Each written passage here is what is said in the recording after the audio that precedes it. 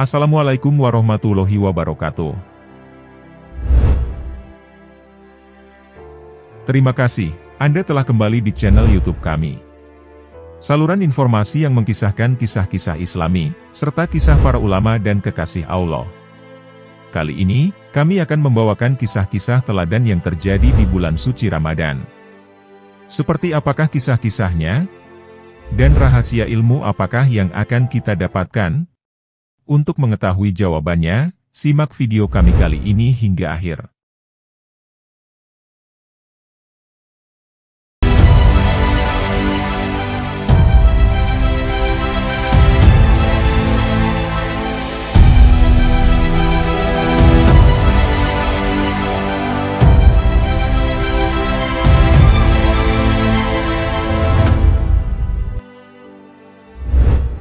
Terdapat banyak sekali kisah teladan tentang bulan suci Ramadan, baik dari Nabi Muhammad SAW, para sahabatnya, ataupun para ulama terdahulu.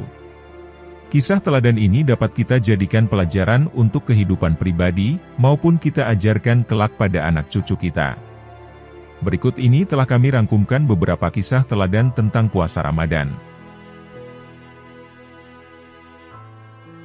Rasulullah saat pertama kali menjalankan puasa Ramadan. Berpuasa merupakan suatu kewajiban umat muslim di sepanjang Ramadan. Tapi apakah ada yang tahu bagaimana puasa Ramadan pertama kali dijalani? Bagaimanakah seorang Rasulullah menyikapi hari pertamanya berpuasa di Ramadan? Perintah melakukan puasa dikeluarkan pertama kali saat tahun kedua Hijriah, atau bertepatan pada tahun 624 Masehi. Akan tetapi, berpuasa bukan hal yang asing bagi masyarakat Arab pra-Islam. Mereka juga sudah sering melakukan puasa, sehingga berpuasa tidaklah dianggap hal baru yang merugikan. Dilansir dalam TRT World, Ramadan pertama kali terjadi pada bulan Maret, yaitu di tengah musim semi. Pada saat itu, suhu di semenanjung Arab, termasuk Madinah, berada kondisi yang sangat sejuk. Perintah berpuasa ini terjadi setelah turunnya wahyu Quran Surat Al-Baqarah ayat 183 hingga 185. Wahai orang-orang yang beriman, diwajibkan atas kamu berpuasa, sebagaimana diwajibkan atas orang-orang sebelum kamu, agar kamu bertakwa. Quran Surat Al-Baqarah ayat 183. Mengutip perkataan Profesor Teologi Islam Universitas Hitit Turki, Kasif Hamdi Okur. Terlepas puasa bukanlah hal yang baru bagi masyarakat Arab, tetap saja mereka butuh waktu untuk menyesuaikan fisik dan mentalnya. Bagi mereka, pada awal menjalankannya tidaklah mudah, untuk menjalani puasa 30 hari penuh. Sedangkan di sisi Nabi Muhammad SAW dan para sahabatnya, mereka sudah menjalankan puasa sejak bulan Syaban di tahun kedua Hijriah tersebut. Belum diketahui secara pasti, apa yang menjadi penyebab adanya perintah berpuasa wajib pada Ramadan. Tapi perlu diingat tentang bagaimana keistimewaan bulan ini, seperti pertama kalinya Al-Quran turun pada 17 Ramadan. Oleh sebab itu, kisah Nabi Muhammad SAW dalam menjalani puasa Ramadan pertama kali, tidaklah mengejutkan baginya.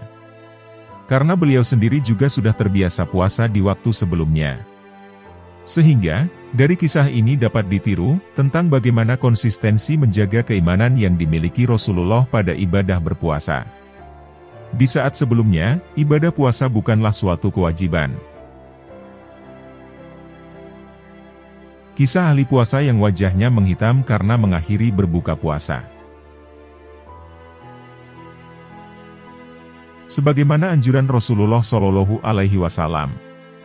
Saat kita menunaikan berpuasa, maka penting bagi kita mendahulukan berbuka puasa, ketika adzan maghrib berkumandang dengan jelas. Akan tetapi, ternyata ada seseorang yang lebih suka menunda-nunda waktu berbuka. Hal ini sangat berbanding terbalik sekali dengan anjuran dari sang Nabi. Terdapat sebuah kisah, di mana ada seorang laki-laki yang dikenal sebagai ahli puasa. Ia menunaikan banyak ibadah berpuasa, tetapi ia justru suka mengakhirkan waktu berbuka puasanya. Ibnu Qayyim al-Jauziyah menceritakan kisah ini dalam Al-Ruh, dari Al-Qayrawani, yang menerima berita dari seorang syaikh yang begitu memiliki banyak keutamaan. Syaikh itu menerima kabar dari seorang ahli fikih, yang dimana ia bercerita. Kala itu, mereka pernah berteman dengan seorang lelaki yang sering berpuasa, bahkan terus-menerus berpuasa tanpa ada hentinya. Sayangnya, ia terbiasa mengakhirkan waktu berbuka. Tatkala tidur, orang itu melihat ada dua orang hitam yang seolah menarik lengan atasnya dan bajunya, untuk dibawa ke perapian yang menyala merah, dan melemparkan ke dalamnya. Lelaki itu bertanya, "Mengapa kalian melakukan ini?" Kedua orang hitam itu menjawab, "Karena engkau menyalahi sunnah Rasulullah Shallallahu Alaihi Wasallam. Sesungguhnya ia memerintahkan untuk selalu mendahulukan waktu berbuka, tetapi engkau justru mengakhirinya." Kemudian, di pagi harinya, sebangunnya ia dari tidur, ia menyadari bahwa mimpi semalam benar terjadi. Wajah dari lelaki ahli puasa tersebut menjadi hitam sebab terbakar api. Sehingganya, ia menjadi malu dan menutupi wajahnya dari hadapan orang-orang sekeliling. Oleh karena itu, sesuai dengan anjuran Rasulullah Shallallahu Alaihi Wasallam, segerakanlah untuk berbuka puasa jika sudah memasuki waktunya. Sejarah turunnya malam Lailatul Qadar. Sejarah diturunkannya Lailatul Qadar penting diketahui umat muslim, mengingat hal ini sangat jarang dibahas. Dalam satu hadis dari Ibnu Abbas mengatakan, bahwa Nabi Shallallahu Alaihi Wasallam bersabda, "Carilah Lailatul Qadar pada malam 10 yang terakhir dari bulan Ramadan." Keutamaan Lailatul Qadar yang lebih afdol, atau lebih baik daripada melakukan ibadah selama 1000 bulan. Hal ini juga ditegaskan dalam Al-Quran. "Sesungguhnya kami telah menurunkannya Al-Quran pada malam kemuliaan. Dan tahukah kamu, apakah malam kemuliaan itu? Malam kemuliaan itu lebih baik daripada 1000 bulan. Pada malam itu turun malaikat-malaikat dan malaikat Jibril dengan izin Tuhannya, untuk mengatur segala urusan. Malam itu penuh kesejahteraan sampai terbit fajar." Quran Surat Al-Qadar, ayat 1-5. Turunnya malam kemuliaan itu ternyata memiliki kisah menarik. Bermula dari Nabi Syamun, seorang nabi dari kalangan Bani Israel yang dikenal memiliki fisik kuat, yang ditugaskan Allah melawan kemungkaran. Nabi Syamun Al-Ghazi alaihissalam oleh beberapa kalangan juga disebut sebagai Samson. Selain itu, beliau juga memiliki beberapa julukan lain. Dalam bahasa Arab, beliau disebut Syamshaun atau Syamun. Dalam bahasa Ibrani, beliau disebut Simson. Dalam bahasa Tiberias disebut Shimshon. Dalam Alkitab Nasrani, disebut Samson. Dalam kitab Qisyosul Anbiya dikisahkan, bahwa Rasulullah tersenyum sendiri. Lalu bertanyalah salah seorang sahabatnya, "Apa yang membuatmu tersenyum wahai Rasulullah?" Rasulullah Shallallahu Alaihi Wasallam menjawab, "Diperlihatkan kepadaku hari akhir, ketika di mana seluruh manusia dikumpulkan di mahsyar. Semua nabi dan rasul berkumpul bersama umatnya masing-masing, masuk ke dalam surga. Ada salah seorang nabi yang dengan membawa pedang, yang tidak mempunyai pengikut satupun, masuk ke dalam surga. Dia adalah Nabi Syamun." Nama Syamun sendiri artinya, yang berasal dari matahari. Sedangkan Al-Ghazi, mempunyai arti yang berasal dari Gaza Palestina. Beliau merupakan hakim ketiga terakhir pada zaman Israel kuno. Nabi Syamun Al-Ghazi memiliki mukjizat dapat melunakkan besi, dan dapat merobohkan istana. Hidupnya setiap hari dilalui dengan berperang melawan kezoliman.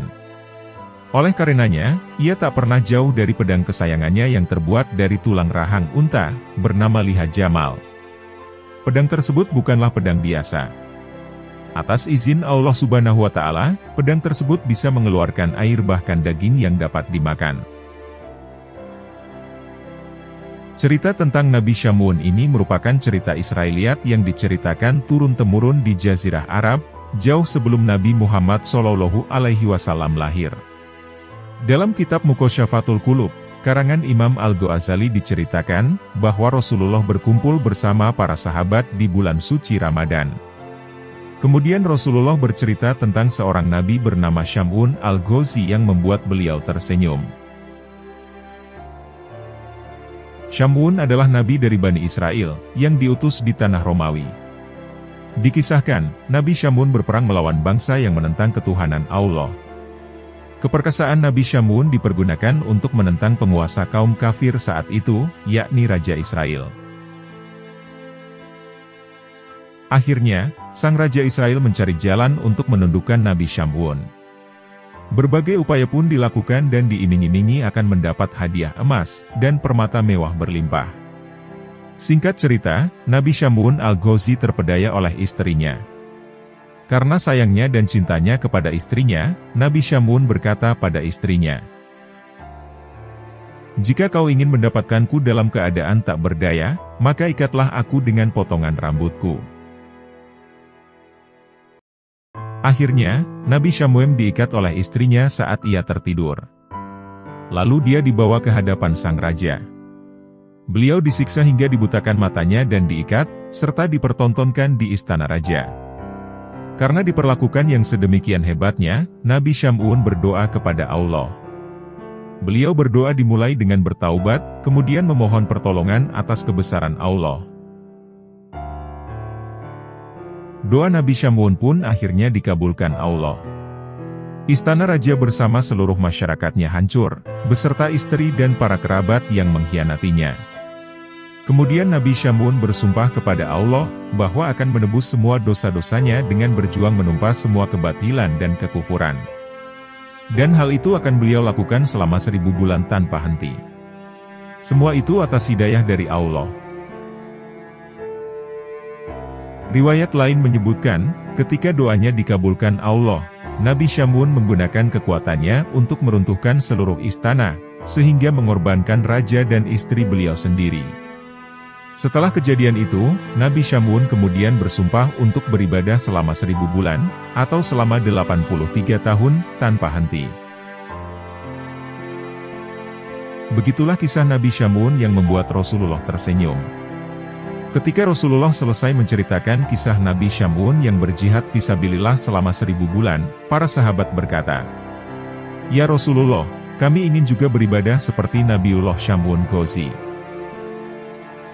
Kemudian Rasulullah diam sejenak, dan malaikat Jibril pun datang dan mewahyukan kepada Rasulullah, tentang satu malam yang sangat agung.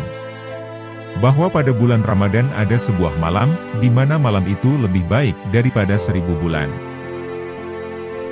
Itulah malam Lailatul Qadar. Yang jika kita mendapatkannya, maka malam itu lebih baik daripada 83 tahun 4 bulan, atau menyamai ibadahnya Nabi Syam'un yang selama 1000 bulan.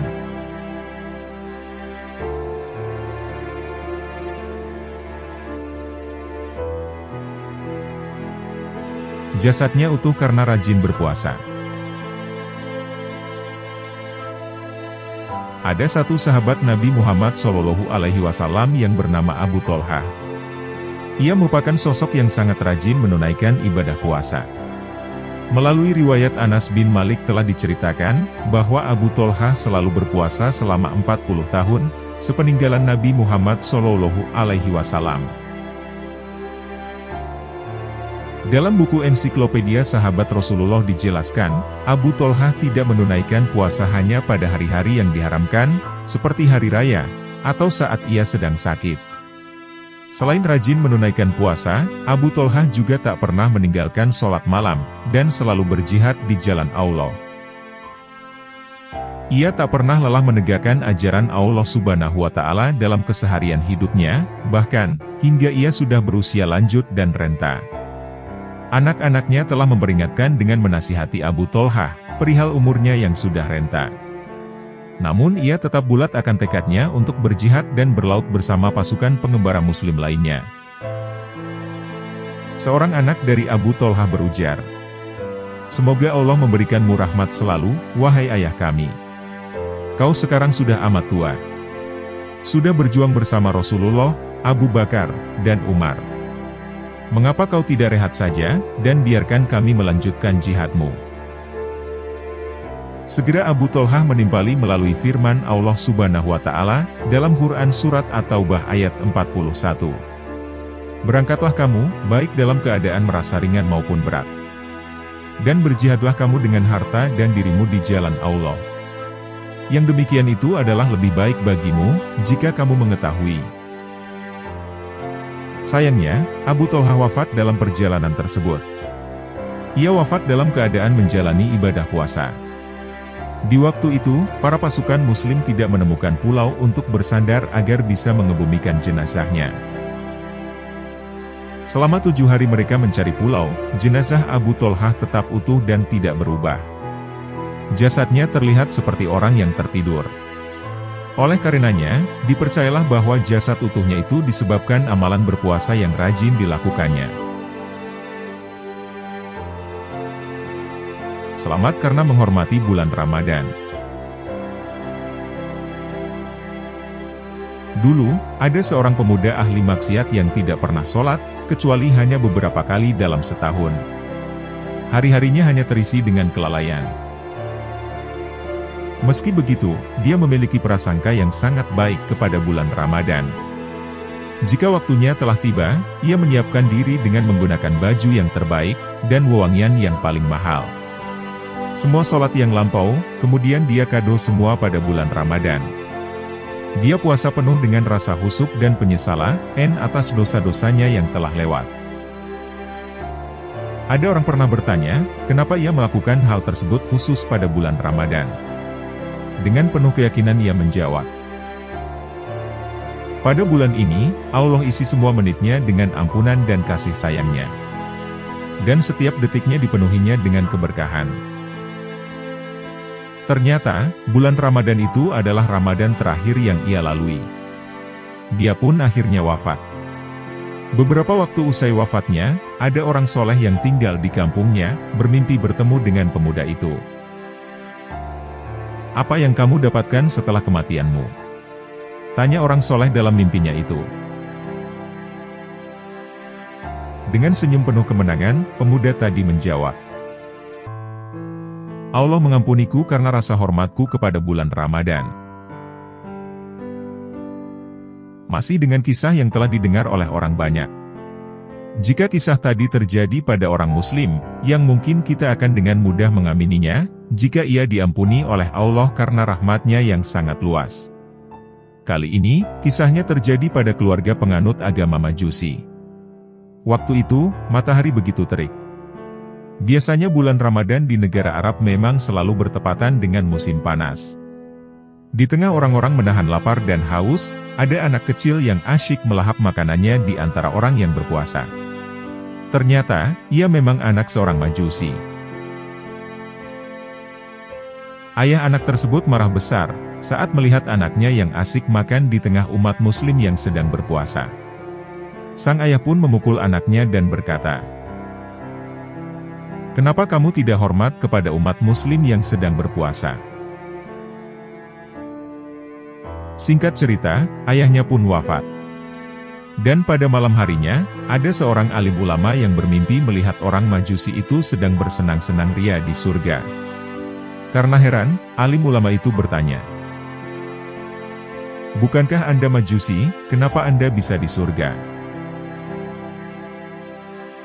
Orang Majusi itu kemudian menjawab, iya, aku dulu memang beragama Majusi. Tapi Allah memuliakanku dengan mengucapkan kalimat 2 syahadat, dan masuk ke agama Islam. Ini semua karena hormatku kepada bulan suci Ramadan. Rasa hormat terlahir karena mengerti agungnya bulan Ramadan. Bukankah cukup bahwa bulan ini dipilih menjadi waktunya turun Al-Quran, sebagai tanda bahwa ia adalah bulan terbaik?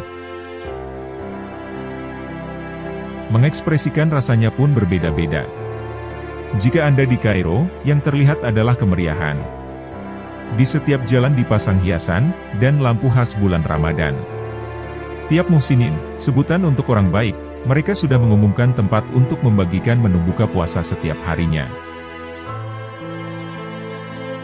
Jika kita membaca biografi Imam Malik, sang pendiri mazhab Al-Malikiyah, Hal yang beliau lakukan adalah meninggalkan kebiasaan beliau mengajar hadits, dan mengisi seluruh waktu pada bulan Ramadan untuk membaca Al-Quran.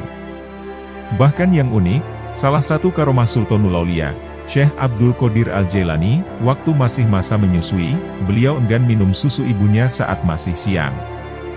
Dan beliau kembali minum jika sudah terbenam matahari. Terserah Anda ingin percaya atau tidak, tapi kisah ini tersebar saat itu di antara masyarakat. Bahwa ada seorang keluarga yang bernasab mulia, melahirkan anak yang tak mau minum susu di waktu siang hari. Bulan Ramadan ini bentuk kedermawanan Allah kepada umat Nabi Muhammad. Jika umat dahulu diberi umur yang panjang, agar mereka bisa ibadah di waktu yang banyak, maka umat Nabi Muhammad diberikan waktu yang sedikit, dan diberikanlah bulan Ramadan. Ada sebuah riwayat dalam kitab Sabil al-Iddikar, karya Al-Habib Abdullah bin Alwi Al-Haddad. Beliau mengisahkan, saat Rasulullah tahu bahwa umur umatnya tidak sepanjang umat terdahulu, beliau kemudian memohon kepada Allah, agar ibadah umatnya jangan sampai kalah banyak dari umat terdahulu. Karena jika umurnya singkat, maka jumlah ibadahnya menjadi sedikit. Karena permohonan Rasulullah ini, Allah kemudian memberikan malam Al-Qadar, yang nilai kebaikannya setara dengan 1000 bulan atau 83 tahun. Permohonan Rasulullah akhirnya diterima oleh Allah dengan penuh kasih sayang. Allah memang tidak akan memanjangkan umur umat kekasihnya. Akan tetapi, Allah jadikan umur yang singkat itu setara dengan puluhan tahun ibadah, jika di antara mereka mendapatkan malam Al-Qadar yang ada pada bulan Ramadan. Cukup rasanya 11 bulan di luar Ramadan diisi dengan minimnya ibadah. Atau jika memang di bulan Ramadan ibadahnya masih minim, setidaknya tidak bermaksiat, dan tidak mengganggu orang lain. Menurut Habib Jindan, hal ini merupakan seminimalnya menjadi orang yang bermanfaat. Jangan sampai kita bermaksiat, lalu kita masuk ke golongan orang yang tidak menghormati Ramadan. Dalam sebuah riwayat dalam Al-Futuhat Al-Aliyah diceritakan, ada seorang pemuda yang pada hari kiamat diseret dalam keadaan menangis, karena terus dipukuli malaikat. Tiba-tiba ada suara yang bertanya, tentang dosa apakah yang ia lakukan. Para malaikat menjawab, dia masuk bulan Ramadan tapi tidak ada rasa hormat dalam hatinya, hingga ia dengan beraninya bermaksiat pada bulan tersebut. Kemudian ada suara lagi yang berkata, sangat jauh ia dari kasih sayang Tuhannya. Al-Habib Ali Al-Jufri pernah menyebutkan hikmah di balik dibelenggunya setan pada bulan Ramadan. Beliau berkata, bahwa itu agar kemalasan manusia tidak lagi menyalahkan setan. Karena jika setan sudah dibelenggu, hanya tersisa dia dengan nafsunya. Jika masih malas, tentu dia hanya akan bisa menyalahkan dirinya sendiri, yang belum mampu untuk berubah. Semoga Allah memberikan taufik dan cahaya pada hati kita, agar dapat memaksimalkan bulan Ramadan kali ini, dan keluar dalam keadaan diri yang sudah dibersihkan dari gelapnya dosa. Kisah sahabat yang berhubungan di siang Ramadan. Para ulama bersepakat, bahwa berhubungan intim suami istri di siang hari Ramadan hukumnya haram. Selain membatalkan puasa, pelakunya wajib mengqadha, atau mengganti puasa Ramadan dan membayar kafarat, atau denda. Perlu diketahui, berhubungan suami istri, atau jimak, hanya dibolehkan pada malam hari Ramadan, yakni mulai masuknya waktu maghrib, hingga sebelum terbitnya fajar, atau waktu masuknya sholat subuh. Sebagaimana firman Allah berikut ini, dihalalkan bagimu pada malam hari puasa bercampur dengan istri-istrimu. Quran Surat Al-Baqarah, ayat 187. Terdapat kisah menarik salah satu sahabat Nabi, yang berhubungan intim dengan istrinya di siang hari Ramadan. Kisah ini diriwayatkan dari Abu Hurairah radhiyallahu anhu. Beliau berkata, suatu hari, ketika kami sedang duduk-duduk dengan Rasulullah Shallallahu Alaihi Wasallam, datanglah seorang laki-laki menghadap Rasulullah Shallallahu Alaihi Wasallam. Dia kemudian berkata, wahai Rasulullah, celakalah aku. Rasulullah Shallallahu Alaihi Wasallam pun menanggapi, "Apa yang terjadi denganmu?" Lelaki itu menjawab, "Aku berhubungan biologis dengan istriku di siang hari, ketika sedang berpuasa Ramadan." Rasulullah Shallallahu Alaihi Wasallam pun bertanya kepadanya, "Apakah kamu memiliki seorang budak yang bisa kau merdekakan?" Ia menjawab, "Aku tidak punya wahai Rasul." Rasulullah Shallallahu Alaihi Wasallam pun bertanya kembali, "Apakah kamu mampu berpuasa 2 bulan berturut-turut?" Lelaki itu menjawab, "Aku tidak mampu wahai Rasul." Kemudian Rasulullah Shallallahu Alaihi Wasallam pun kembali bertanya, "Apakah kamu memiliki persediaan makanan untuk memberi makan ke 60 orang miskin?" Lelaki itu menjawab, "Tidak wahai Rasul." Kemudian di sela-sela pertemuan itu, Rasulullah Shallallahu Alaihi Wasallam disuguhi besar kurma berwadah besar oleh salah satu sahabat. Rasulullah kemudian berkata, "Di manakah si penanya tadi?" Lelaki itu pun menjawab, "Saya Rasulullah." Rasulullah Shallallahu Alaihi Wasallam pun berpesan kepadanya, "Bawa kurma ini, dan bersedekahlah dengannya, sebagai kafarat puasa yang dibatalkan." Lelaki itu kembali bertanya, "Apakah saya harus memberikan kurma ini kepada orang yang lebih fakir dariku, wahai Rasul?" "Demi Allah wahai Rasul, tidak ada orang di daerahku yang lebih fakir dariku, dan keluargaku." Rasulullah Shallallahu Alaihi Wasallam pun tersenyum, hingga terlihat sedikit gigi gerahamnya. Lalu beliau berkata lagi, "Berilah makan keluargamu dengan kurma itu." Hadis riwayat Bukhari. Dari cara Rasulullah Shallallahu Alaihi Wasallam menghadapi lelaki tersebut, kita dapat melihat kebijaksanaan beliau yang tak lantas memarahi lelaki tersebut. Akan tetapi beliau dengan sabar menjelaskan tentang apa yang difasilitasi syariat untuk menebus kesalahan yang telah dilakukannya. Beliau tak melihat kepada besar atau kecilnya dosa yang dilakukan lelaki tersebut. Akan tetapi, beliau langsung mencarikan solusi yang difasilitasi syariat untuk menebus kesalahannya. Bahkan, ketika lelaki tersebut secara terang-terangan menjelaskan bahwa ia tak memiliki budak untuk dimerdekakan, beliau dengan sabar beranjak kepada penjelasan fasilitas lainnya, yaitu dengan berpuasa 2 bulan berturut-turut.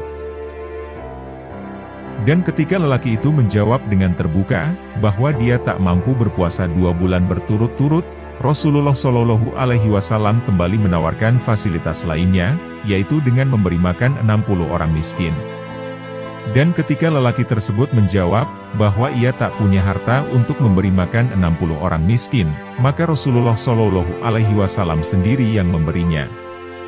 Beliau memberikan modal baginya, untuk menebus dosa dan kesalahannya dengan memberikan sejumlah besar kurma kepadanya.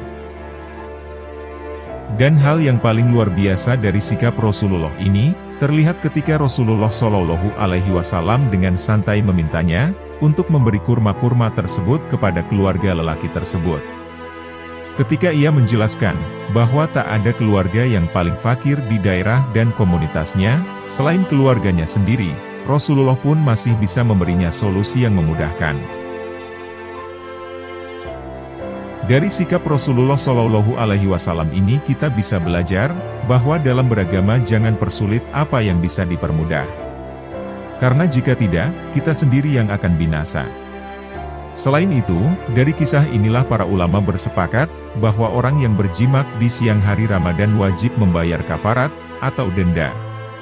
Apabila mereka tidak mampu berpuasa 2 bulan berturut-turut, mereka harus menggantinya dengan memerdekakan budak. Jika tidak mampu juga, maka memberikan gandum atau beras sebanyak 1 mad, atau kurang lebih 1 kilogram, kepada 60 orang fakir miskin. Kisah sahabat Sabit. Kisah sahabat yang satu ini benar-benar mengagumkan. Bahkan Rasulullah Shallallahu Alaihi Wasallam memberi pujian kepadanya. Beliau adalah Sabit Al-Ansori radhiyallahu anhu, sahabat yang berpura-pura berbuka puasa demi memuliakan tamunya. Sabit merupakan salah satu penulis wahyu dan surat-surat Rasulullah Shallallahu Alaihi Wasallam. Beliau berasal dari Bani Khazraj. Sabit juga ikut menemani Rasulullah Shallallahu Alaihi Wasallam saat hijrah ke Madinah. Suatu ketika menjelang waktu maghrib, tiba-tiba rumah Sabit Al-Ansori kedatangan tamu seorang musafir, yang kebetulan tidak memiliki perbekalan. Musafir ini mampir tanpa bekal yang bisa dimakan untuk berbuka puasa. Saat itu Sabit pun merasa bingung. Di satu sisi, ia teringat pesan Nabi Shallallahu Alaihi Wasallam tentang kesunahan memuliakan tamu. Namun, saat itu kondisi ekonominya sedang sulit. Selepas mempersilakan masuk orang yang bertandang ke rumahnya itu, Sabit berbisik kepada sang istri. "Apakah ada makanan untuk petang ini?" Sang istri pun turut gundah, lalu ia pun menjawab, "Demi Allah wahai suamiku, tidak ada lagi makanan yang kusimpan, terkecuali sedikit." Sabit terdiam sejenak, dan memutar otak. Akhirnya ia sampaikan sebuah siasat kepada sang istri, agar mematikan lampu saat waktu berbuka tiba. "Aku membawa seorang tamu. Jika kami mulai makan, padamkanlah lampu, dan berpura-puralah memperbaikinya. Selama perut tamu kita belum kenyang, jangan makan sedikit pun dari makanan itu." Bisik Sabit, yang kemudian dibalas anggukan istrinya. Sang tamu pun kemudian dipersilakan menyantap hidangan, yang serba pas-pasan itu. Namun, Sabit dan istrinya cuma berkecap-kecap, seolah ikut bersantap. Padahal, tangan keduanya sama sekali tak menyentuh hidangan. Keesokan harinya, sang tamu pamit untuk melanjutkan perjalanannya. Sabit pun kembali menghadiri majelis untuk mendapatkan berkah dan pencerahan dari sang Nabi. Ketika Sabit dan Rasulullah bertemu, Rasulullah tersenyum sambil berkata, "Wahai Sabit, Allah menghargai pelayananmu terhadap tamumu semalam." Mendengar perkataan Nabi, Sabit terkejut diliputi rasa malu dan bahagia. Demikian kisah sahabat Nabi yang berpura-pura berbuka puasa, demi memuliakan tamunya. Sejarah sahur. Makan sahur merupakan salah satu rangkaian puasa yang disunahkan. Artinya, seseorang boleh tidak sahur saat puasa Ramadan atau saat menjalankan puasa sunnah. Dengan kata lain, meski tidak makan sahur, puasa seseorang tetap sah. Kendati demikian, Nabi Muhammad sangat menganjurkan makan sahur karena di dalamnya terdapat banyak berkah. Apabila menilik sejarahnya, disyariatkannya makan sahur bermula dari kisah sahabat Nabi yang pingsan ketika menjalankan puasa. Berikut ini adalah sejarah diperintahkannya sahur, dan mengapa makan sahur disebut memiliki banyak berkah.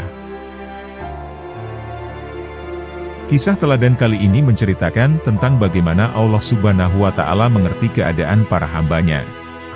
Meskipun Kais harus bekerja keras sebagai tukang kebun di sebuah kebun kurma, ia selalu taat beribadah.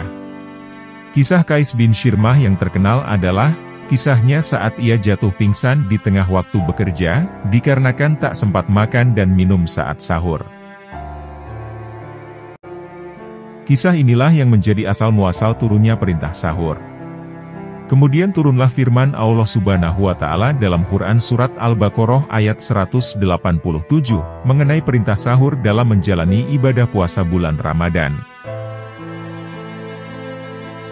Dalam riwayat Abu Daud, pada saat zaman Rasulullah Shallallahu Alaihi Wasallam, para umat Islam yang sudah menunaikan sholat Isya, mereka tak diperkenankan untuk mengonsumsi makanan maupun minuman. Hadis riwayat tersebut menjelaskan, bahwasanya pada waktu itu, puasa dimulai setelah masuknya waktu sholat Isya. Hal ini disebabkan, sehabis Isya adalah waktu orang-orang akan mulai masuk ke waktu tidurnya. Pada awal-awal perintah berpuasa diwajibkan pada umat Islam, belum ada ketentuan yang mengatur dengan jelas, mengenai batasan waktu diperbolehkannya untuk makan dan minum ketika berpuasa. Beberapa sahabat Nabi yang akan berpuasa, mereka tertidur, dan tak sempat melakukan sahur di dini hari. Akibatnya, di esok hari mereka berpuasa dalam keadaan perut kosong dari semalam. Salah satu sahabat Nabi yang bernama Kais bin Shirmah juga mengalami hal ini. Qais bin Shirmah adalah seorang yang berasal dari kaum Ansor, yang bekerja sebagai tukang kebun kurma. Sifatnya yang taat akan ibadah, tak mengecualikannya dalam berpuasa, meskipun memiliki pekerjaan yang cukup berat dan keras. Walaupun berpuasa, ia tak sedikit pun mengurangi rasa giat dan semangat bekerjanya. Saat memasuki waktu berbuka puasa, ia pun kembali ke rumah dan bertanya pada istrinya, tentang makanan yang akan digunakannya berbuka. Akan tetapi istrinya menjawab, bahwa tidak ada sedikit pun makanan yang tersedia. Ia berkata, "Maafkan aku suamiku. Hari ini kita tak ada makanan sedikit pun. Tapi tunggu sebentar, akan kucarikan makanan untukmu." Sang istri pun pergi keluar rumah, sedangkan Qais bin Shirmah yang kelelahan dari bekerja, ia jatuh terlelap karena kelelahan dengan keadaan perut yang kosong. Saat si istri pulang membawa makanan, ia melihat suaminya yang tertidur, dan enggan untuk membangunkannya. Sehingga di keesokan harinya, Qais tetap pergi bekerja, walau tak sempat makan apapun sejak berpuasa kemarin. Akan tetapi, saat dirinya tengah bekerja, tiba-tiba ia jatuh dan pingsan. Para sahabat Nabi yang lain mengetahui hal ini pun langsung mengabari Rasulullah. Oleh sebab itu, maka turunlah ayat 187 dari Quran Surat Al-Baqarah yang berbunyi, "Dihalalkan bagimu pada malam hari puasa bercampur dengan istrimu. Mereka adalah pakaian bagimu, dan kamu adalah pakaian bagi mereka. Allah mengetahui bahwa kamu tidak dapat menahan dirimu sendiri, tetapi Dia menerima tobatmu dan memaafkan kamu. Maka sekarang campurilah mereka, dan carilah apa yang telah ditetapkan Allah bagimu, perbedaan antara benang putih dan benang hitam, yaitu fajar. Kemudian sempurnakanlah puasa sampai datang malam. Tetapi jangan kamu campuri mereka ketika kamu beritikaf dalam masjid. Itulah ketentuan Allah, maka janganlah kamu mendekatinya. Demikianlah Allah menerangkan ayat-ayatnya kepada manusia, agar mereka bertakwa." Dari kisah teladan sahabat Nabi satu ini, dapat kita ambil pelajarannya, mengenai ketaatan seorang hamba Allah pada perintahnya. Kisah Rasulullah saat menerima wahyu pertama di bulan Ramadan. Wahyu yang pertama kali turun adalah Quran Surat Al-Alaq, ayat 1 hingga 5. Ayat ini diturunkan dan diterima oleh Rasulullah SAW, saat beliau sedang beribadah di Gua Hiro, yang letaknya terletak sejauh 5 km dari kota Makkah. Wahyu ini turun pada 17 Ramadan 610 Masehi. Peristiwa agung inilah yang kemudian disebut sebagai Malam Nuzulul Quran. Dengan diturunkannya wahyu pertama ini, menandakan sebuah peristiwa yang memulai peradaban Islam.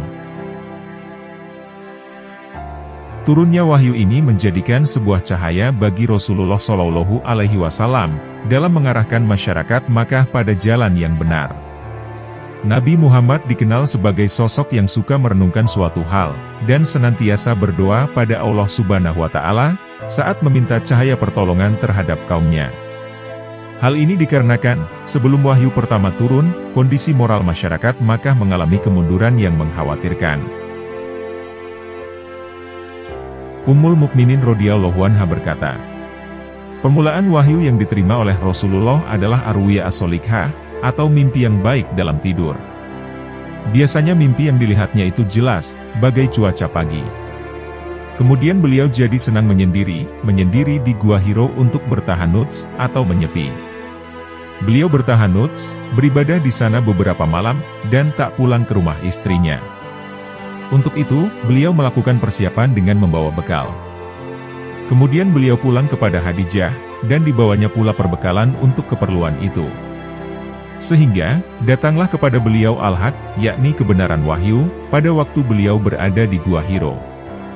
Maka datanglah kepada beliau malaikat Jibril dengan berkata, "Bacalah." Kemudian Nabi Muhammad menjawab, "Aku tidak bisa membaca." Kemudian Nabi bercerita, "Lalu malaikat itu menarikku, dan memelukku erat-erat, sehingga aku kesulitan. Kemudian ia melepaskanku dan berkata lagi, "Bacalah." Dan aku menjawab, "Aku tidak bisa membaca." Aku lalu ditarik dan dipeluknya kembali kuat-kuat, hingga habislah tenagaku. Seraya melepaskanku, ia berkata lagi, "Bacalah." Aku kembali menjawab, "Aku tidak bisa membaca." Kemudian untuk ketiga kalinya, ia menarik dan memelukku sekuat-kuatnya, lalu seraya melepaskanku ia berkata, sebagaimana yang terdapat pada surah Al-Alaq ayat 1 hingga 5. "Bacalah. Dengan menyebut nama Tuhanmu yang menciptakan. Dia telah menciptakan manusia dari segumpal darah. Bacalah. Dan Tuhanmulah yang Maha Pemurah, yang mengajar manusia dengan perantaran kolam atau pena. Dia mengajar kepada manusia apa yang tidak diketahuinya." Quran Surat Al-Alaq, ayat 1 hingga 5. Karena hal itu, Rasulullah Shallallahu Alaihi Wasallam pulang ke rumah Khadijah dengan penuh ketakutan, bahkan hingga tubuhnya bergetar. Beliau berkata pada Khadijah, "Selimutilah aku." Segeralah si Khadijah menyelimuti Rasulullah, hingga hilang rasa takut itu. Setelahnya, Rasulullah menceritakan apa saja yang dialaminya kepada Khadijah. Beliau kemudian berkata, "Sesungguhnya aku mencemaskan diriku."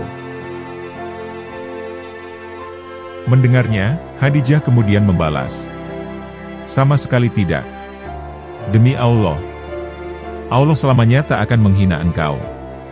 Sesungguhnya engkaulah yang selalu menyambung persaudaraan, menanggung orang yang kesusahan, mengusahakan apa yang dibutuhkan, menghormati tamu, dan membantu derita orang akan kebenaran." Lalu, Khadijah mengajak Rasulullah Shallallahu Alaihi Wasallam menemui anak dari pamannya, yang bernama Warokoh bin Naufal bin Asad. Warokoh merupakan seorang Nasrani. Ia ahli dalam bahasa Ibrani, bahkan menulis sejumlah kitab dan Injil dalam bahasa Ibrani, walau ia buta dan sudah tua. Sesampainya di sana, Khadijah meminta Rasulullah bercerita pada Warokoh akan kejadian yang dialaminya di Gua Hiro. Kemudian Warokoh menjelaskan, "Itu adalah Namus, atau Jibril, yang diutus Allah pada Musa. Mudah-mudahan aku masih hidup di saat engkau diusir kaummu." Rasulullah kembali bertanya, "Apakah mereka akan mengusirku?" Warokoh menjawab, "Ya. Sebab, setiap orang yang membawa seperti apa yang engkau bawa, pasti nantinya akan dimusuhi orang. Jadi, kelak engkau akan mengalami masa-masa seperti itu. Dan jika aku masih hidup, aku pasti akan menolongmu sekuat tenagaku."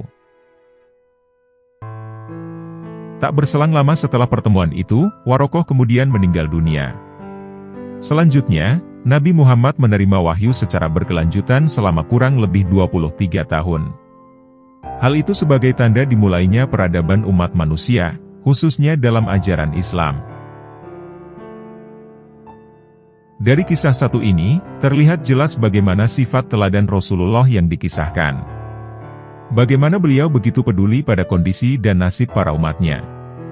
Sehingga, beliau selalu bermunajat, berdoa memohon petunjuk kepada Allah Subhanahu wa Ta'ala. Kisah Nabi Muhammad memenangkan pertempuran besar di bulan Ramadan. Perang Badar adalah perang antara umat Muslim dan kaum Quraisy, yang dikenal sebagai perang besar pertama dalam sejarah Islam. Perang ini mengalami perpecahan pada tanggal 17 Ramadan, tepatnya di tahun kedua Hijriyah. Dinamakan Perang Badar, karena terjadinya peperangan di sumber mata air yang bernama Badar. Yang mana, tempat itu terletak di antara Makkah dan Madinah. Oleh sebab itulah, perang besar di bulan suci Ramadan itu dinamakan Perang Badar.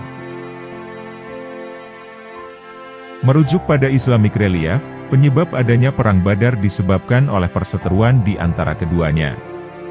Kaum Quraisy seringkali menghalangi jalannya penyebaran ajaran Islam. Mereka menyulitkan para muslimin, yang ingin berbagi ajaran Allah Subhanahu wa Ta'ala. Seperti yang diceritakan dalam kitab Sirah An-Nabawiyah, oleh Abdul Hasan Ali Al-Hasani An-Nadwi. Saat itu, perbandingan pasukan antara Muslim dan Quraisy berbanding jauh.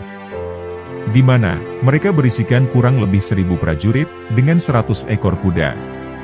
Sedangkan umat Muslim hanya terdiri dari sekumpulan 300 laki-laki, dan hanya dengan 2 ekor kuda. Dengan perbandingan jumlah yang sangat signifikan, tentu dapat dikatakan, bahwa umat Muslim akan dengan mudahnya dikalahkan oleh suku Quraisy. Dalam kitab Ar-Rohiq Al-Mahtum Sirah Nabawiyah, oleh Sofiur Rohma Al-Mabarakfuri. Perang ini mengambil waktu saat kafilah dagang Quraisy yang sedang perjalanan pulang dari Syam menuju Makkah. Mereka kemudian dihadang oleh pasukan di Madinah. Kafilah dagang Quraisy tersebut membawa kekayaan penduduk Makkah, sebanyak 1.000 ekor unta, dan membawa harta benda bernilai 5.000 dinar. Oleh sebab itu, Nabi Muhammad SAW berkata pada para Muslim, "Ini adalah kafilah dagang Quraisy yang membawa harta benda mereka. Halangi mereka. Semoga Allah Subhanahu wa Ta'ala memberikan barang rampasan itu pada kalian." Peperangan pun dimulai. Tak ada rasa takut tergambar di wajah Nabi dan para sahabat saat mereka berjalan dari Madinah menuju medan peperangan. Dengan menyiapkan taktik serta siasat dari Nabi Muhammad SAW, pasukan Muslim sampai pada mata air Badar lebih dahulu dibandingkan kaum Quraisy. Hal ini sebagai upaya untuk mengamankan air beserta cadangannya di tengah lembah gurun Badar. Orang yang pertama kali gugur adalah Al-Aswad bin Abdul Asad, Al-Mahzumi. Seorang kaum Quraisy yang kasar, yang berusaha merebut pasokan air dari para Muslim. Tetapi, gerakannya itu dihalangi oleh Hamzah bin Abdul Muthalib. Kemudian, ia berhasil dikalahkan Hamzah, hingga membuatnya tercebur dalam mata air Badar, dan berakhir meninggal dunia di tangan Hamzah. Selanjutnya, perang semakin pecah dengan jatuhnya 3 penunggang kuda Quraisy, yang juga komando pasukan. Hal itu membuat kaum Quraisy naik pitam, dan semakin murka dalam penyerangan ke pasukan Muslim. Sedangkan itu, Rasulullah SAW berdoa dan memohon bantuan pada Allah Subhanahu wa Ta'ala. Beliau memohon akan kemenangan, hingga pada akhirnya dalam riwayat Muhammad bin Ishaqi menyebutkan, Rasulullah SAW bersabda, "Bergembiralah wahai Abu Bakar. Telah datang pertolongan Allah Subhanahu wa Ta'ala kepadamu." Inilah Jibril yang datang sambil memegang tali kekang kuda yang ditungganginya, ia berjalan di atas gulungan-gulungan debu.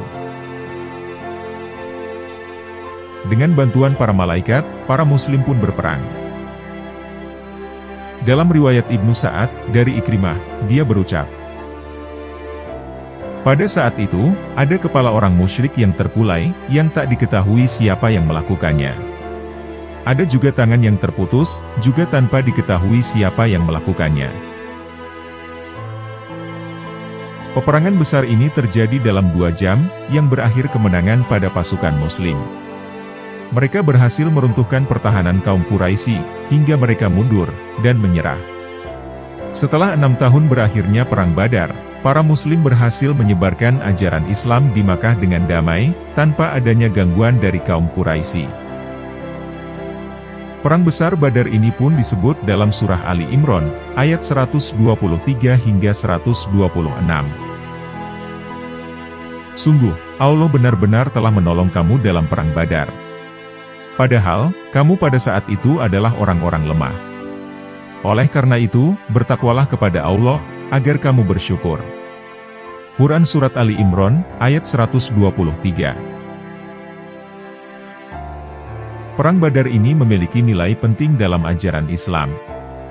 Peristiwa ini menggambarkan, bagaimana rasa tunduk dan berserah diri kepada Allah Subhanahu wa Ta'ala, dapat memberikan bantuan tiada tara kepada hambanya. Pembebasan kota Makkah di bulan Ramadan. Kisah selanjutnya adalah mengenai peristiwa pembebasan Mekah, yang dilakukan oleh Rasulullah Shallallahu Alaihi Wasallam bersama dengan pasukan Muslim lainnya. Peristiwa ini kerap disebut dengan nama Fathu Makkah. Fathu Makkah adalah peristiwa di mana kemenangan telak umat Islam atas kaum kafir Quraisy. Umat Islam berhasil menguasai kota Makkah, sehingga kota tersebut kembali suci dari patung berhala. Peristiwa ini terjadi semasa bulan Ramadan, tepatnya pada hari Jumat, di tanggal 20 dan 21 Ramadan, tepatnya di tahun ke-8 Hijriah. Mengutip buku Wealth Management, Manajemen Harta Rasulullah Shallallahu Alaihi Wasallam. Metode pembelajaran dari hal yang belum pernah dibahas, karya Dodik Siswunto. Penyebab munculnya kejadian Fathu Makkah ini dimulai dengan adanya pelanggaran dalam perjanjian Hudaybiyah. Perjanjian yang berisi, bahwasannya jika ada satu pihak yang diserang, maka penyerangan tersebut harus dilakukan dengan menyeluruh. Kala itu, pihak Rasulullah, Bani Huza'ah diserang oleh Bani Bakar, yang merupakan kelompok dari Quraisy. Mengetahui kabar ini, Rasulullah Shallallahu Alaihi Wasallam yang saat itu sedang di Madinah, langsung bergegas mendatangi Makkah dengan pasukan Muslim lainnya.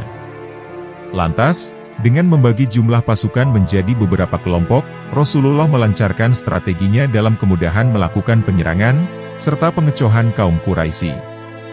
Seorang panglima Islam yang paling terkenal, Khalid bin Walid, ia pun ditunjuk Rasulullah untuk memimpin ribuan pasukan Muslim dengan senjata yang sudah lengkap itu. Keadaan kota saat itu mendorong pasukan Rasulullah untuk berdiam di atas bukit-bukit sekitaran kota Makkah. Selanjutnya, mereka juga membangun deretan pagar betis, guna melindungi diri dari penyerangan pasukan kaum Quraisy. Tak hanya itu, masing-masing dari kelompok pasukan Muslim tersebut juga mengepung kota Makkah dari tiap-tiap arah mata angin, demi menyudutkan Quraisy. Sehingga akhirnya, peristiwa tersebut menghasilkan kemenangan umat Islam atas kaum Quraisy. Panglima Khalid bin Walid serta pasukannya berhasil merampas dan mengamankan senjata-senjata miliki pasukan Quraisy, dan memastikan memberikan gempuran yang maksimal pada mereka. Berbagai perlawanan yang dilakukan Quraisy sama sekali tak membuat pasukan umat Islam mengambil langkah mundur. Peristiwa Fathu Makkah disebut dalam Quran Surat Al-Fath, ayat 1. Sesungguhnya kami telah memberikan kepadamu kemenangan yang nyata. Selain itu, dalam bukunya yang bertajuk Sejarah Kebudayaan Islam, karya Yusak Burhanuddin dan Ahmad Fida, kemenangan umat Islam di Fathu Makkah adalah bukti pertolongan dari Allah Subhanahu wa Ta'ala. Seorang Muslim yang beriman dan bertakwa, hendaknya selalu meminta pertolongan kepada Allah Subhanahu wa Ta'ala. Hal itu karena Allah Subhanahu wa Ta'ala merupakan satu-satunya tempat bagi manusia untuk memohon perlindungan dan pertolongan. Manusia tak akan dapat melakukan sesuatu apapun tanpa adanya pertolongan dari Allah Subhanahu wa Ta'ala. Jelasnya. Tangisan Imam Malik. Al-Imam Malik bin Anas rahimahullah. Beliau lahir pada tahun 93 Hijriah dan meninggal pada tahun 179 Hijriah. Beliau adalah ulama besar Madinah, yang juga pendiri mazhab Maliki. Dalam suatu riwayat, Imam Malik diceritakan pernah menangis saat berbuka puasa. Saat hendak berbuka puasa di bulan Ramadan, Imam Malik menangis, hingga air matanya bercucuran membasahi janggutnya. Lalu salah satu muridnya bertanya, "Wahai guruku yang mulia, kenapa engkau menangis sedemikian sedih serta menyayat hati kami? Apakah ada di antara kami ada yang membuat hatimu sedih, atau hidangan ini kurang berkenan?" Imam Malik kemudian berkata, "Tidak. Tidak wahai murid-muridku. Sungguh kalian adalah murid-murid terbaikku dan sangat hikmah padaku. Bahkan hidangan ini teramat nikmat buatku." Sang murid bertanya, "Lantas, kenapakah wahai guru kami yang tercinta?" Imam Malik berkata, "Sungguh, aku pernah berbuka dengan guruku, Imam Ja'far As-Shadiq, cucu baginda Rasulullah Shallallahu Alaihi Wasallam. Dan saat itu juga dalam makanan yang nikmat seperti saat ini." Kemudian beliau berkata sambil terisak, "Wahai Ibnu Anas," maksudnya Imam Malik, "tahukah engkau, Rasulullah Shallallahu Alaihi Wasallam terkadang berbuka dengan 3 buah kurma dan air. Tapi beliau merasa sangat nikmat dan penuh syukur. Bahkan seringkali Rasulullah hanya berbuka sebutir kurma, dan itu pun dibagi dengan istrinya. Tapi sungguh, beliau merasa sangatlah nikmat. Beliau sedikit sahur dan buka, tapi sangatlah banyak ibadah dan syukurnya. Beliau selalu mendoakan kita, umatnya yang selalu lalai kepada baginda Nabi. Sedang hari ini kita dipenuhi makanan nikmat dalam berbuka, tapi kita sangatlah jauh dari ibadah dan rasa syukur." Kemudian Imam Malik melanjutkan ceritanya lagi. "Dan tahukah kalian setelah berkata itu, guruku Sayyidina Ja'far As-Shadiq pingsan, karena beliau tidak mampu membayangkan akan Rasulullah Shallallahu Alaihi Wasallam." Setelah Imam Malik menceritakan itu sambil terisak pada murid-muridnya, maka tiba-tiba seisi ruangan itu menjadi haru, dengan isak pilu kerinduan pada baginda Rasulullah Shallallahu Alaihi Wasallam. Demikian kisah Imam Malik bin Anas, ketika berbuka puasa dengan para muridnya pada suatu kesempatan yang mulia. Mudah-mudahan Allah menerima amal ibadah kita, dan menjadikan waktu berbuka kita berkah dan diridhoi Allah Subhanahu wa Ta'ala. Semangat menjalankan ibadah puasa. Bulan suci Ramadan memberikan kesempatan emas bagi umat Islam untuk menggapai pahala melalui ibadahnya. Tentu saja, kita tak ingin untuk menyia-nyiakannya. Sudahkah kita beribadah di bulan suci Ramadan kali ini dengan maksimal? Berikut ini adalah kisah para sahabat Nabi dan para ulama terdahulu dalam mengisi bulan suci Ramadan. Robi bin Sulaiman berkata, Imam Syafi'i menghatamkan Al-Quran pada bulan Ramadan sebanyak 60 kali, dan bulan lainnya sebanyak 30 kali. Sebagai bulan musim semi Al-Quran, Ramadan memiliki keutamaan bagi para sahabat Nabi dan ulama salaf terdahulu. Dibandingkan kita sebagai orang-orang di zaman sekarang, ibadah kita tentu tiada apa-apanya. Dikala kita menyibukkan diri dengan pemilihan pakaian baru, dan hidangan untuk berbuka. Maka tahukah Anda, bahwa Sayyidina Utsman bin Affan menghatamkan Al-Quran setiap hari? Sebagian sahabat menghatamkan Al-Quran setiap 7 malam pada sholat-sholat malam mereka. Sementara sebagian para salafus soleh menghatamkan Al-Quran pada sholat malam, setiap 3 malam di bulan Ramadan. Sebagiannya pula menghatamkan Al-Quran setiap 7 atau 10 malam. Imam Qatadah misalnya, beliau menghatamkan setiap 7 malam. Dan pada bulan Ramadan setiap 3 malam, serta setiap malam pada 10 malam terakhir. Apabila datang bulan Ramadan, Sufyan Ats-Tsauri meninggalkan segala aktivitasnya, dan mulai memfokuskan dirinya membaca Al-Quran. Diriwayatkan bahwa Al-Walid bin Abdul Malik menghatamkan Al-Quran setiap 3 hari, dan pada bulan Ramadan sebanyak 17 kali. Rabi bin Sulaiman berkata, Imam Syafi'i menghatamkan Al-Quran pada bulan Ramadan sebanyak 60 kali dan bulan lainnya sebanyak 30 kali. Syekh Abu Bakar bin Ali Al-Haddad berkata, Aku mendapat cerita langsung dari Robi bin Sulaiman tentang Imam Syafi'i, bahwa dia, Imam Syafi'i, menghatamkan Al-Quran pada bulan Ramadan sebanyak 60 kali, di luar bacaan sholatnya yang bisa mencapai 59 kali. Sementara di bulan selain Ramadan, dia menghatamkan sebanyak 30 kali. Sementara itu, Imam Bukhari menghatamkan Al-Quran pada siang hari bulan Ramadan 1 kali hatam. Dan pada sholat malamnya setiap 3 hari 1 kali hatam. Ibnu Rajab Al-Hambali berkata, Hanya saja terdapat larangan menghatamkan Al-Quran kurang dari 3 hari. Namun pada waktu-waktu yang memiliki keutamaan seperti bulan Ramadan, terlebih pada malam-malam Al-Qadr, dan pada tempat-tempat yang utama seperti Makkah, bagi yang mendatanginya. Maka dianjurkan memperbanyak membaca Al-Quran, untuk mengambil keutamaan waktu dan tempat. Inilah yang dikatakan oleh Imam Ahmad bin Hambal, Imam Ishaq bin Rahwayh, dan para imam lainnya. Para sahabat Nabi radhiyallahu anhu tidaklah membaca Al-Quran sebanyak 1-2 ayat, sebagaimana yang dilakukan sebagian umat Islam. Riwayat dari Sa'id bin Yazid mengatakan,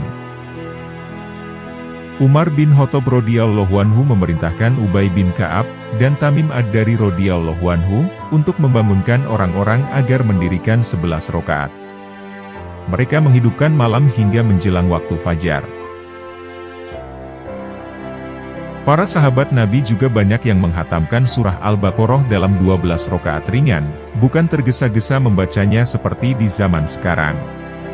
Bahkan, dari mereka ada yang menghatamkan surah Al-Baqarah dalam 8 rakaat sholat saja. Dari Nafi bin Umar bin Abdullah berkata, Aku mendengar Ibnu Abi Mulaikah berkata, bahwa dirinya melaksanakan sholat dalam bulan Ramadan, yang dalam 1 rakaatnya membaca surah Fathir dan sejenisnya. Namun, tidak ada yang merasa berat dengan hal itu. Para ulama salaf senantiasa bangun malam, meskipun usia mereka telah lanjut. Dalam riwayat para sahabat Nabi disebutkan, di antara mereka ada yang mencapai usia 130 tahun, namun membaca 40 ayat dalam 1 rakaat sholat pada bulan Ramadan. Abu Roha al-Uthuridi misalnya, beliau menghatamkan Al-Quran dalam sholat setiap 10 malam. Dalam hal kedermawanan, keluarga Nabi senantiasa meneladani Nabi Muhammad SAW. Mereka selalu berbuka dengan orang-orang fakir miskin. Mereka berbagi dengan orang-orang yang menyinggahi rumahnya, dengan memberikan berupa makanan yang mereka makan. Di saat umat zaman ini mempersiapkan berbuka dengan beragam makanan, mulai makanan pembuka hingga makanan penutup. Pada zaman dahulu, baginda Nabi bahkan merelakan satu-satunya gelas susunya, untuk diminum orang lain. Lalu kemudian beliau hanya minum seteguk air untuk berbuka puasa. Bulan Ramadan juga melatih kita, untuk menahan diri dari berbicara yang tidak penting. Bulan Ramadan tidak dibisingkan dengan acara-acara hura-hura di layar kaca dari mulai melek mata hingga menjelang berbuka. Rasulullah Shallallahu Alaihi Wasallam bersabda, Siapa yang tidak meninggalkan perkataan yang sia-sia dan melakukannya, maka Allah tidak lagi memerlukan puasanya atas makanan dan minuman. Hadis riwayat Bukhari. Sayyidina Umar bin Khattab radhiyallahu anhu berkata, Puasa bukan saja menahan diri dari makanan dan minuman, namun juga menahan diri dari berdusta, kebatilan, senda gurau, dan sumpah palsu. Sayyidina Ali bin Abi Thalib radhiyallahu anhu juga berkata, Sesungguhnya puasa bukan saja menahan diri dari makanan dan minuman, namun juga menahan diri dari dusta, kebatilan, dan senda gurau. Jabir bin Abdullah radhiyallahu anhu berkata, Jika engkau berpuasa, maka puasailah pendengaranmu, penglihatanmu, dan lisanmu, dari bohong dan perbuatan dosa. Jauhilah berbuat jahat kepada pembantumu. Jadikanlah diri kalian sebagai orang yang sabar dan tenang dalam puasa kalian. Jangan jadikan hari berbuka dan hari puasamu sama saja. Sejarah diperintahkannya puasa. Bagaimana sebenarnya asal-usul dan sejarah disyariatkannya puasa Ramadan? Berikut ini penjelasannya. Imam At-Tabari dalam Jami' Al-Bayan menuliskan, bahwa Muadz bin Jabal radhiyallahu anhu berkata, Ketika Rasulullah Shallallahu Alaihi Wasallam datang ke Madinah, maka puasa yang dilakukan oleh beliau adalah puasa Asyura, dan puasa 3 hari pada setiap bulannya. Hingga akhirnya Allah mewajibkan puasa Ramadan. Dan Allah menurunkan ayatnya, Wahai orang-orang yang beriman, diwajibkan kepadamu berpuasa, sebagaimana telah diwajibkan kepada umat sebelum kamu, agar kamu bertakwa. Quran Surat Al-Baqarah, ayat 183. Perintah tersebut berlanjut hingga pada ayat 184 Surat Al-Baqarah. Dan wajib bagi orang-orang yang berat menjalankannya, jika mereka tidak berpuasa, membayar fidyah, yaitu memberi makan seorang miskin. Pada awalnya, siapa saja yang ingin berpuasa, maka ia boleh berpuasa. Dan siapa saja yang ingin berbuka, maka dia boleh berbuka, dan cukup menggantinya dengan memberi makan orang miskin. Namun, pada akhirnya Allah mewajibkan kepada seluruh umat, yang sehat dan tidak dalam perjalanan untuk berpuasa. Tidak ada pilihan untuk berbuka. Dan untuk mereka yang sudah lanjut usia, tetap diberikan keringanan boleh berbuka dengan syarat, tetap memberikan makan fakir miskin. Maka turunlah firman Allah Subhanahu wa Ta'ala. Barang siapa di antara kamu hadir, di negeri tempat tinggalnya, di bulan itu, maka hendaklah ia berpuasa pada bulan itu.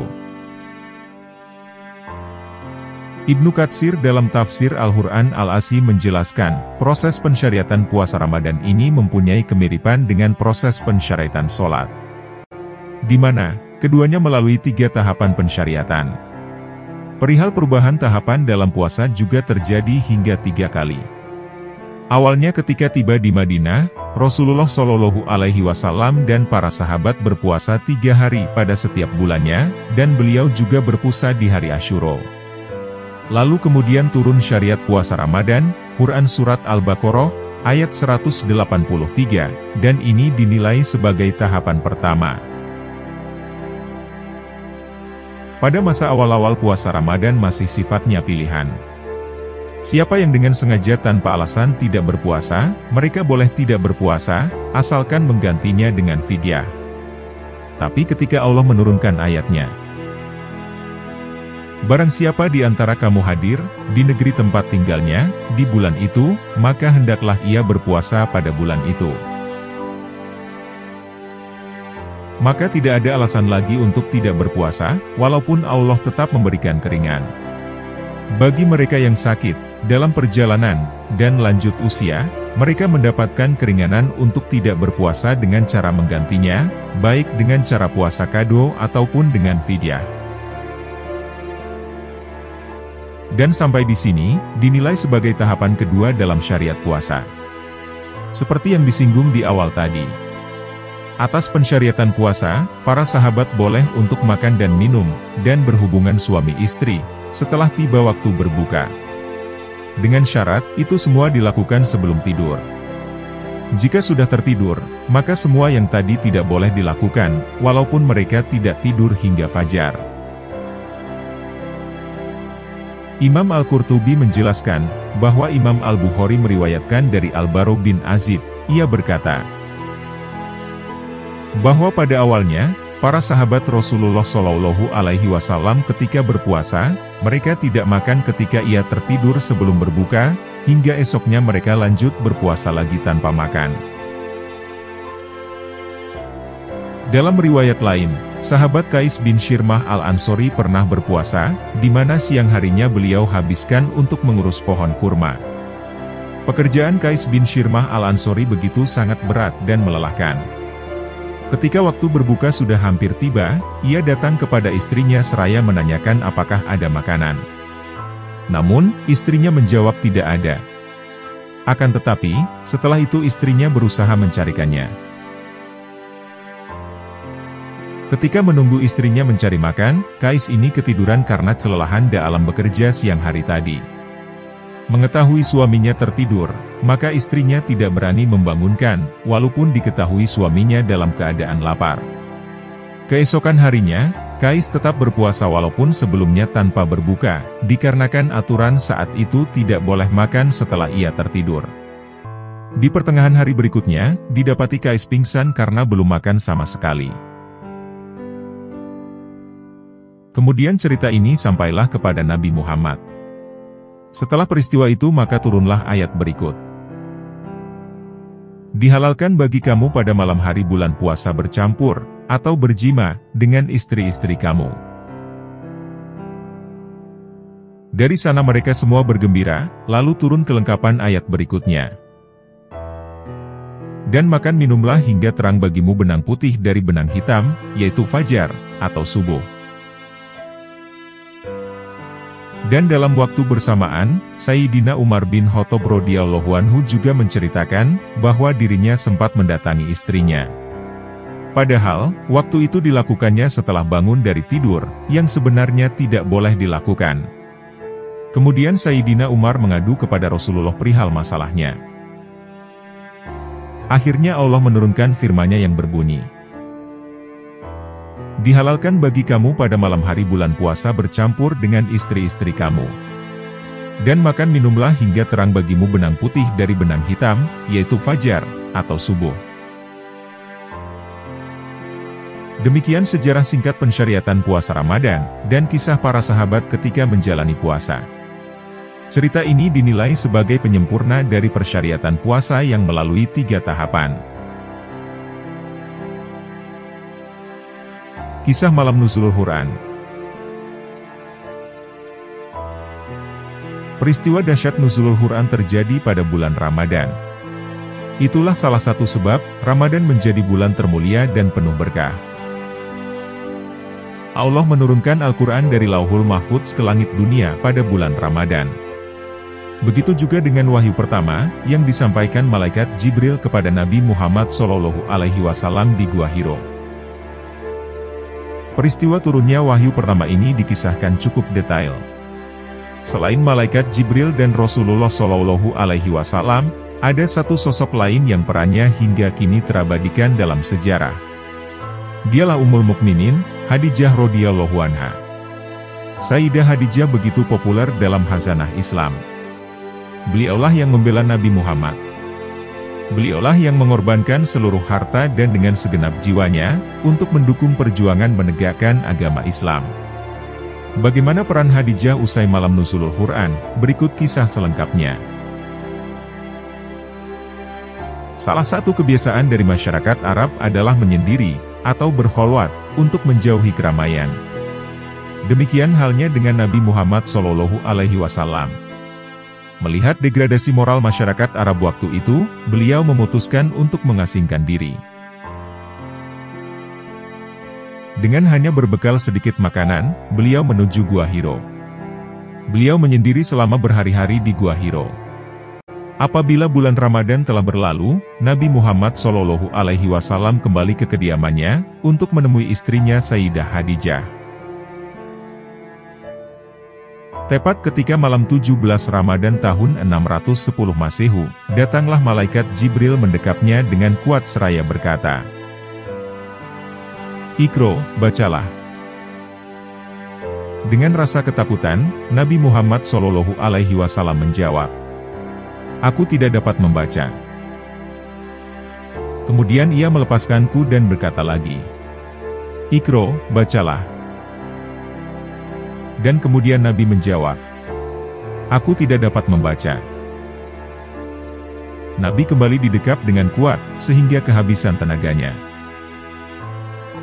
Lalu Jibril untuk ketiga kalinya mendekap Nabi Muhammad SAW dengan kuat, seraya berkata,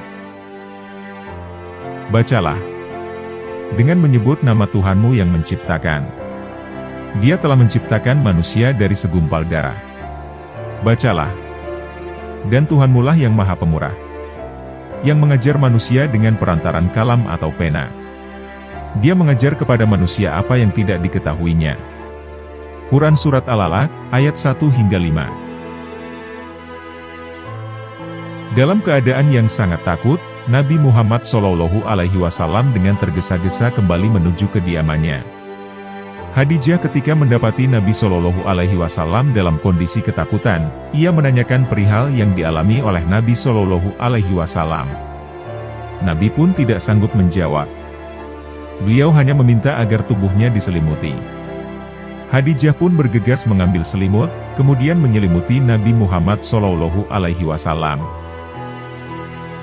Setelah dirasa kondisi Nabi Muhammad agak tenang, Khadijah menanyakan sesuatu yang dialaminya, sehingga beliau merasa amat ketakutan. Nabi Muhammad SAW kemudian bercerita kepada Khadijah, "Sesungguhnya aku mencemaskan diriku." Khadijah berkata, "Sama sekali tidak. Demi Allah, Allah selamanya tidak akan menghinakan engkau." Sesungguhnya engkaulah orang yang selalu menyambung tali persaudaraan, selalu menanggung orang yang kesusahan, selalu mengusahakan apa yang diperlukan, selalu menghormati tamu, dan membantu derita orang yang membela kebenaran. Setelah kejadian itu, keesokan harinya Khadijah pergi membawa Nabi Muhammad SAW menemui Warokoh bin Naufal, bin Asad bin Abdul Uzza, anak dari paman Khadijah. Warokoh adalah seorang Arab pemeluk agama Nasrani di zaman jahiliyah. Ia pandai menulis kitab dalam bahasa Ibrani, dan ia pun menulis Injil dengan bahasa Ibrani. Ia seorang tua yang buta. Khadijah berkata kepada Warokoh, "Wahai anak pamanku, dengarkanlah cerita anak saudaramu ini." Warokoh bertanya kepada Nabi, "Wahai anak saudaraku, apakah yang kau lihat?" Lalu Nabi menceritakan tentang apa yang beliau lihat dan alami di Gua Hiro. Kemudian Warokoh berkata lagi kepada Nabi Muhammad, "Itulah Namus, atau Jibril, ialah yang pernah diutus Allah kepada Musa. Mudah-mudahan aku masih hidup di saat engkau diusir kaummu." Rasulullah lalu bertanya, "Apakah mereka akan mengusirku?" Warokoh kemudian menjawab, "Ya, sebab setiap orang yang membawa seperti apa yang engkau bawa, pasti ia akan dimusuhi orang. Jadi, kelak engkau akan mengalami masa-masa seperti itu. Dan jika aku masih hidup, aku pasti akan menolongmu sekuat tenagaku." Namun karena usianya yang sudah tua, dan belum sempat mengalami dakwah Nabi SAW dalam menyampaikan wahyu, tidak lama kemudian Warokoh bin Naufal meninggal dunia.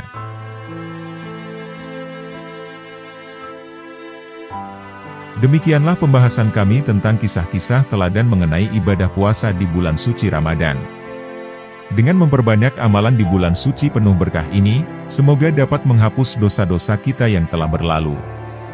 Dengan memuliakan bulan suci ini dengan cara beribadah, semoga kita semua mendapat rahmat dari Allah Subhanahu wa Ta'ala.